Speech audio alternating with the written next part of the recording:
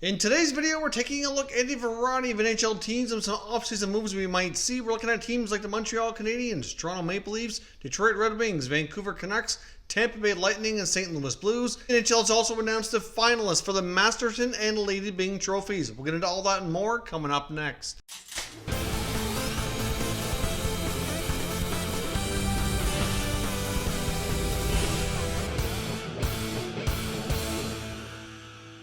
So welcome back to another video here at Top Shelf Hockey. Now, as I mentioned, we have a variety of things and teams to discuss here today. Let's kick things off with the announcement from the NHL and some more award finalists. Of course, we're going to be getting a little bit here every day over the next few days till all the nominees have been confirmed.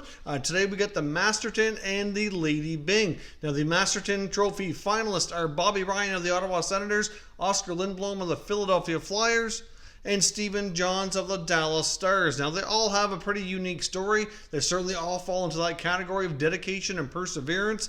Obviously, they all have very unique situations at the same time. We saw Bobby Ryan leave the Senators early in the season, which, we didn't find out a lot about what was going on until later.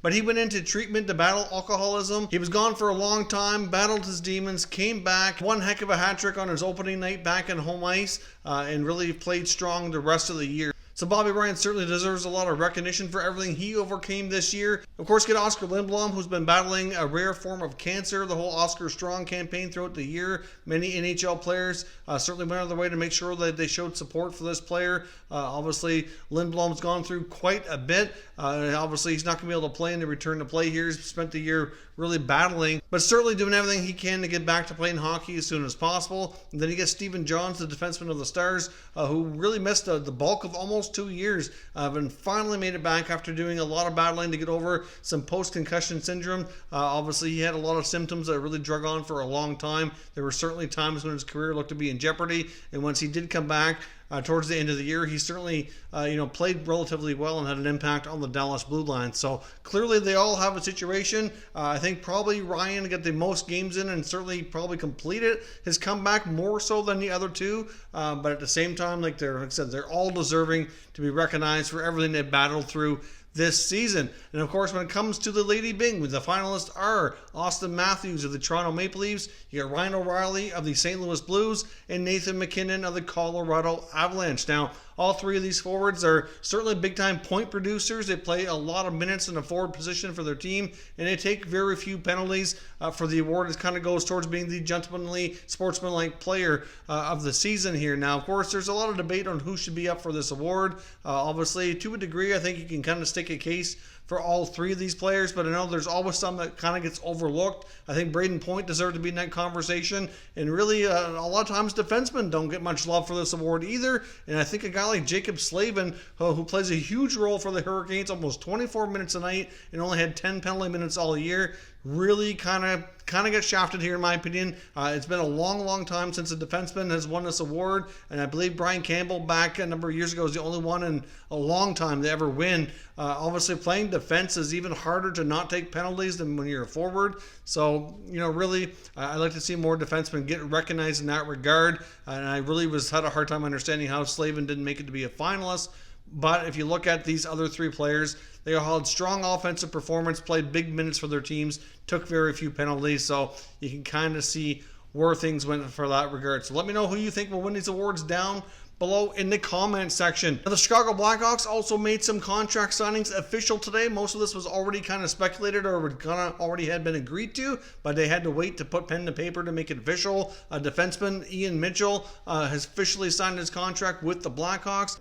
They also signed Pius Suter as well, who can play center and the wing. Of course, he's a Swiss-born player. He's been playing over in the NLA in Switzerland. Was the league MVP and one of the top scorers last year. It really looks like he could be a solid signing here for Chicago. They've had really good luck with bringing in players, especially in their mid-20s or so, from the European or KHL league. So we'll see how this one works out. But he does seem to be at least an interesting prospect to see how he can make the jump to North American hockey. Now, as I mentioned, we have a variety of teams I want to look at in regards to some offseason rumblings. We're going to have a lot of teams tied up against the cap. A lot of teams are going to be looking to shed salary, and it's going to be challenging to do. Like I said, there's going to be a whole different landscape of hockey with a flat salary cap. A lot of players that are going to be free agents, whether they're unrestricted or restricted, are going to have a difficult time getting paid what they thought they would have been paid even just a short few months ago before everything happened here with the pandemic. And there's going to be tight situations for a lot of teams looking to make some moves. Trading is going to be challenging but necessary,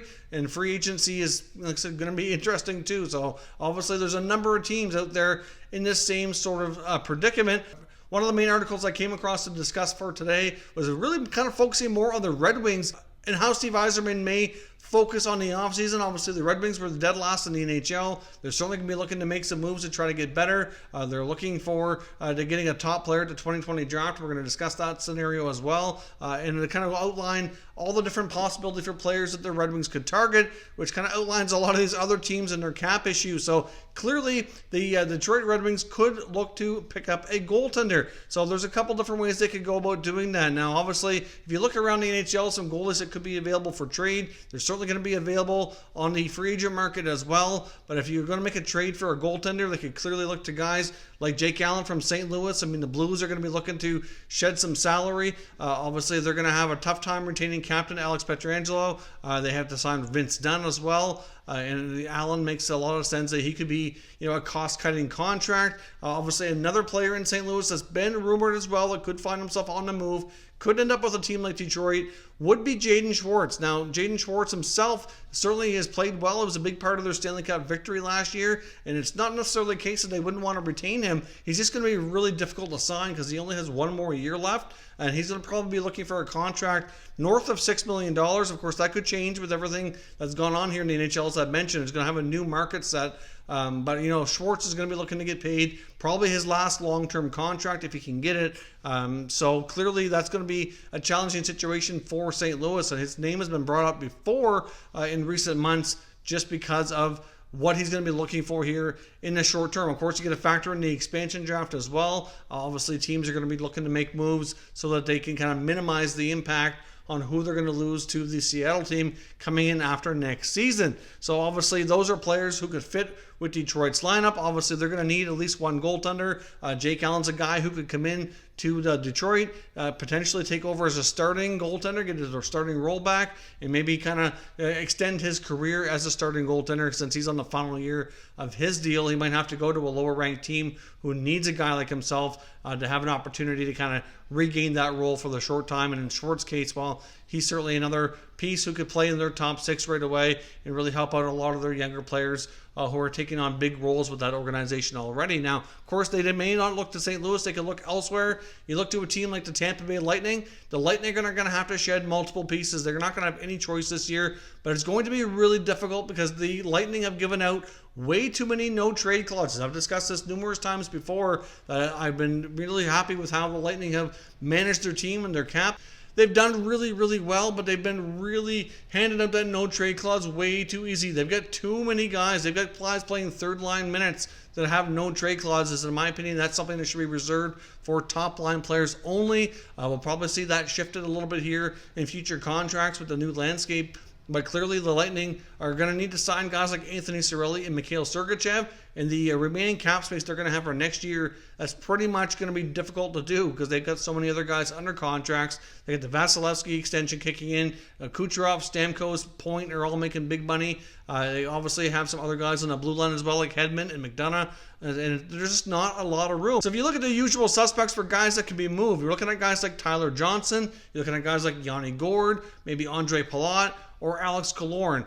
Multiple of those players could find themselves on the go. The only problem here is that 3 out of the 4 have a full no-trade clause, with the exception being Alex Killorn, who did have a full no-trade, but it will move to a modified no-trade of 16 teams that he could block for a trade for the coming season. So clearly that causes a lot of problems for the GM in Tampa to make moves. Clearly a team like Detroit, who has now run by Steve Yzerman, who's a former GM in Tampa, knows these players very well. It would make sense that maybe if they did leave Tampa, if they did waive they might be comfortable going to a team like the Red Wings where they're familiar with the GM and how things are run and operated there. So that could be a possibility. But obviously, you saw a guy like Yanni Gourde take a step back last year and dropped to 10 goals. Obviously, Killorn had a career year at age 30, which is something you need to be careful with. I mean, Killorn's been a really solid, middle six winger his entire career, and I'm sure he's a player that Tampa would rather not part with. But he's the only one out of the bunch here that really has any kind of flexibility to his contract. If the other three that I mentioned, including Johnson and Palat and Gourde, all decide to play hardball, then they are not going to be able to move those players. So Tampa's kind of painted themselves into a difficult cap situation, given the fact that they've handed up these no-trade clauses way too easily. And like I said, who's going to go? Difficult to say, but I'd bet my money right now that Killorn might have to be the guy just because of the way the contracts are structured. Now, of course, like I said, he could be a good fit in Detroit with Steve Yzerman and obviously the other guys that are there. Clearly, they need some veteran guys to help some of these younger players out, and they are one of the few teams around the league who are going to have the cap space to make something like this happen. Now, of course, Detroit has other options, and besides talking to St. Louis about Jake Allen, if they were to make a trade for a goaltender, the Pittsburgh Penguins are a team that would make a lot of sense as well. It's been highly discussed here numerous times that between Matt Murray and Tristan Jarry, one of those two guys is almost guaranteed to be traded this offseason, with the more likely scenario being Matt Murray. Now, unless the Penguins go on another run with Murray playing the bulk of the time, going on to win a third Stanley Cup, that's probably the only scenario that I don't see Murray being traded. But he's a pending RFA. He needs a big-time contract. He's going to be looking for one with 2 Stanley Cups on his resume, and the Penguins are not going to be able to offer that to him. But a team like Detroit, who's really at this point doesn't have a clear-cut goal to the future, they don't really have much in the system. So it's going to be a while before they can work and develop any other goaltenders into that. A guy like Murray, who's still only in his mid-20s, would make a lot of sense for them to go after. Now, of course, a lot of that's going to depend on the asking price as well.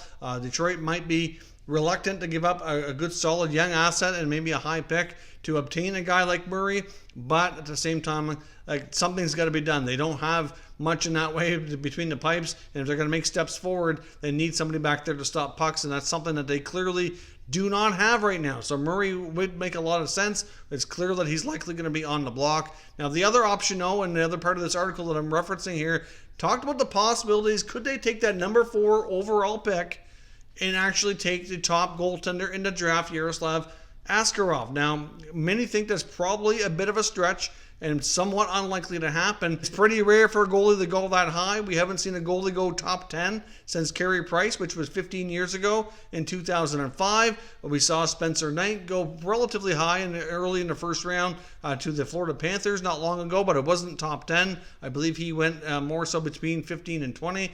So there's just not a lot of opportunities because teams are reluctant to waste that pick. There's been often too many times where that pick has not worked out in the past, so we saw a major shift of goalies not necessarily being high draft picks overall, but many scouts and the draft experts feel that this guy is a can't-miss prospect and a solid goaltending, franchise-altering goaltender for the future. So Detroit desperately needs that. They've had a lot of good luck in the past with European players and specifically Russian players as well. It is a possibility, but I do think the odds are slim. We're more likely going to see him either take the top defenseman in Jamie Drysdale. They could take one of the top centers in Cole Perfetti or Marco Rossi. He could take one of the top Swedish wingers in Lucas Raymond or Alexander Holtz as well. They're the more likely selections, but I'm sure the possibility has to be weighing on his mind about the possibility of taking a franchise goaltender. We saw last year that Yzerman was not afraid to make a bold pick, and taking Seider where he did in the draft was certainly kind of going off the board. Many felt like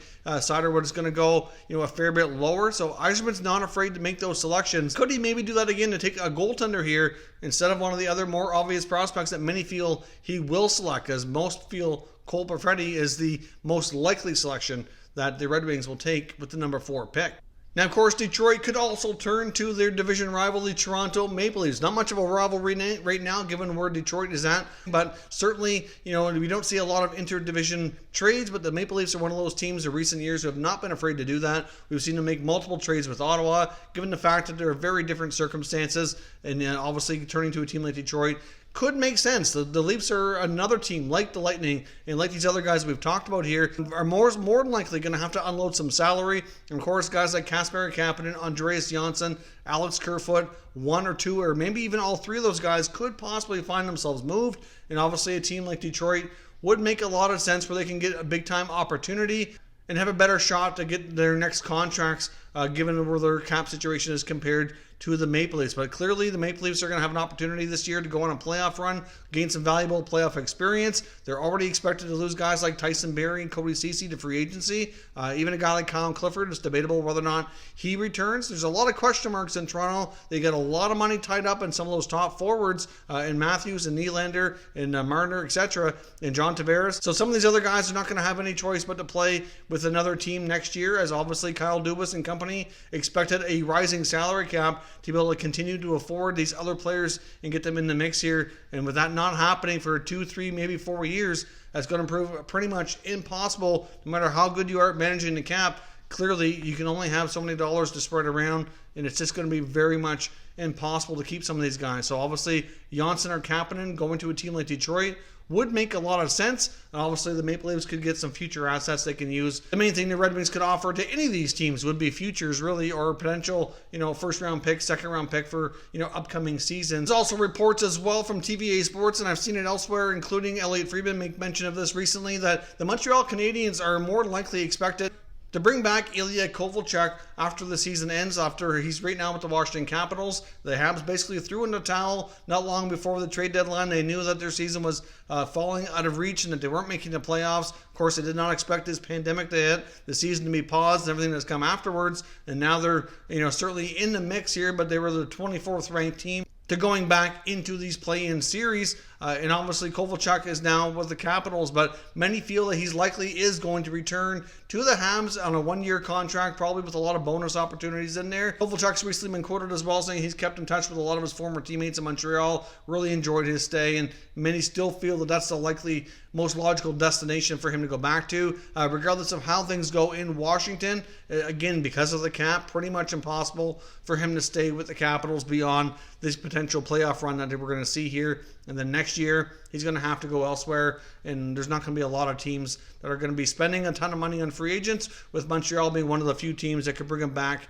into the fold. I want to briefly touch on Brock Boeser. He's been a player that's been discussed a lot lately. Of course, we saw some rumors from TSN Radio and Matt Sekeres. Then we saw some comments from GM Jim Benning kind of downplaying the whole thing and saying he had no intention of trading Brock Boeser. And then since then, we've seen comments from Elliot Friedman saying that he has reason to believe that the Canucks have considered making this trade. And on the recent podcast that just came out earlier today, Friedman was quoted as saying that, it's not a guarantee that they're going to trade Boeser. He doesn't think it's overly, a high probability it's going to happen. But at the same time, if Brock Boeser does not have a good playoff and Tyler Toffoli has a really solid playoff, then, all bets are off, and they very well could end up trying to retain Toffoli, and to do that, maybe moving Boeser out. I mean, they are another team that has a lot of cap issues due to the numerous, expensive bottom 6 forward contracts to veteran players that they've handed out. Jim Benning's done some good things as GM of the Canucks, but signing free agents, clearly not one of them. And now they've painted themselves into a corner here where they might have to no choice but to give up a really good asset